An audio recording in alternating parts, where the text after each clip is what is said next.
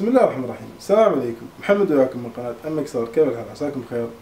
هذا المقطع يعني ما كنت ناوي اني اسجل اصلا، ولا اني اتكلم في مقطع منفرد عن الموضوع اللي صار، موضوع اني ضيعت القطعة.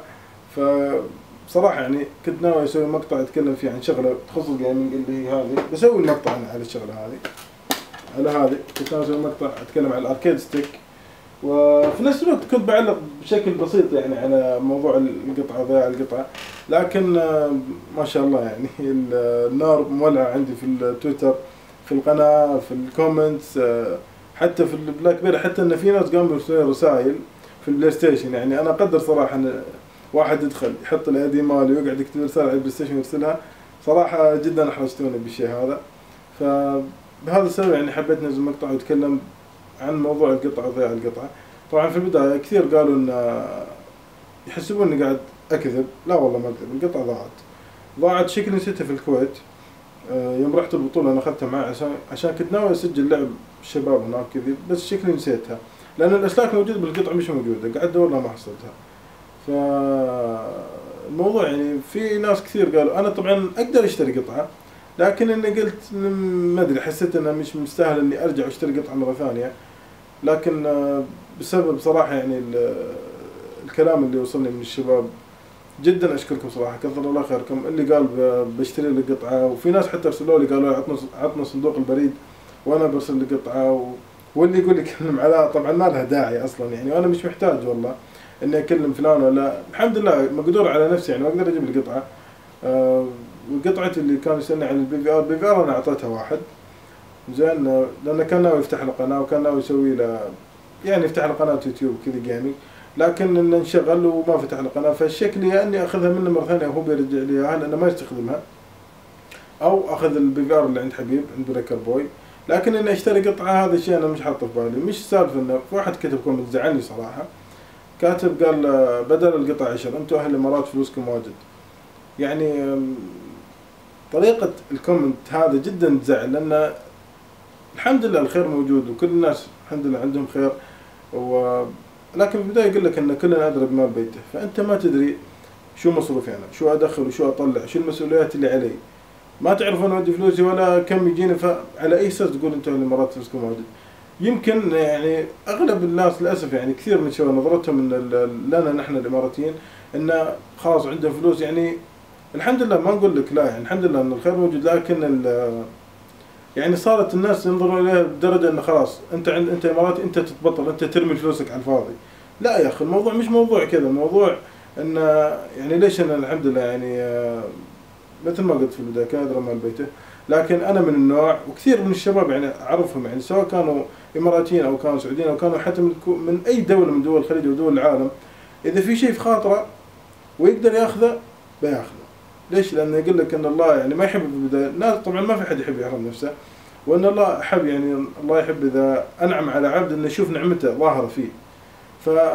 والحال يعني مثل ما قلت كلنا ادرى مال بيته، واعيد واكررها الكلمه، كلنا ادرى مال بيته. فانت ما تدري كم دخلي، كم مصروفي، شو اصرف، شو المسؤوليات علي، شو وراي وشو قدامي.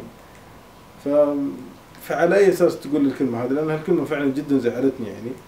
والناس اللي في ناس كثير قالوا في الكومنتس يعني يعطيهم العافيه، قالوا بنقط قطه لمحمد وكذا، يعطيكم الله الف عافيه. انا اقدر ان احبكم، لكن الحمد لله اقدر اشتري قطعه اعيد واكرر، لكن مش مره متحمس اني ارجع واطلب قطعه واشتري مره ثانيه.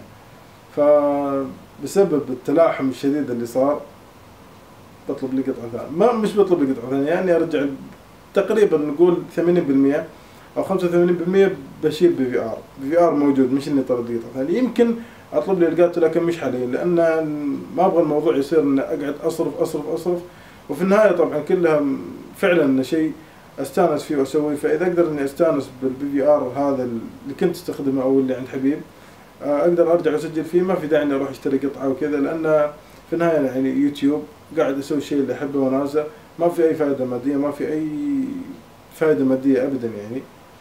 فالفائده بسيطه يعني لا تذكر، قيمتها لا تذكر. فعموما فبرجع ان شاء الله بسجل لكم فيديوهات جيمنج. والسبب والله اللي خلاني انه من الاسباب بعد اللي ذكروها الشباب في الكومنت، انه صح ان عندي واحد كتب لي صح عندك 24000 مشترك والفيوز اللي يجيك جدا ضعيف، خصوصا اللي 3 سنين في اليوتيوب، اقدم جيمنج. لكن قال لي ال1000 يا محمد هذا مو بشوي، يعني هذول ال1000 ما يستاهلون انك تنزل على مقطع، لا يستاهلون. حتى لو كانوا 500 يستاهلون، حتى لو كان واحد يستاهل. اهم شيء ان الواحد يحب اللعب هذا. لكن انا من ضاعت القطعه شوي، ثبطت العزيمه يعني شوي، خصوصا انه كان عندي انشغالات. لكن خلاص برجع بنزل لكم مقاطع ان شاء الله. وشو بعد، بس بالنسبه للشخص اللي قال هذه الكلمه، قال ما تفوزكم ماجد، اذا انت والثانيين اللي اعطوك لايك على الكومنت نظرتكم لنا بالطريقه هذه، هذا شيء صراحه يزعلني كثير، محزن. لان نحن الاماراتيين ما ننظر الى، سواء كنت من اي دوله من دول الخليج، ما ننظر اليك انك كانك انت مثلا بطران، او كانك شخص مطفر، او كانك شخص مثلا تفكيرك مغلق. لا، ننظر لكل الناس على انهم اخوه وحبايبنا. فاتمنى ان ما حد ينظر لنا بنظره معينه، يمكن تكون صحيحه يمكن تكون خطا، لكن ان تبينها بطريقه انها سلبيه.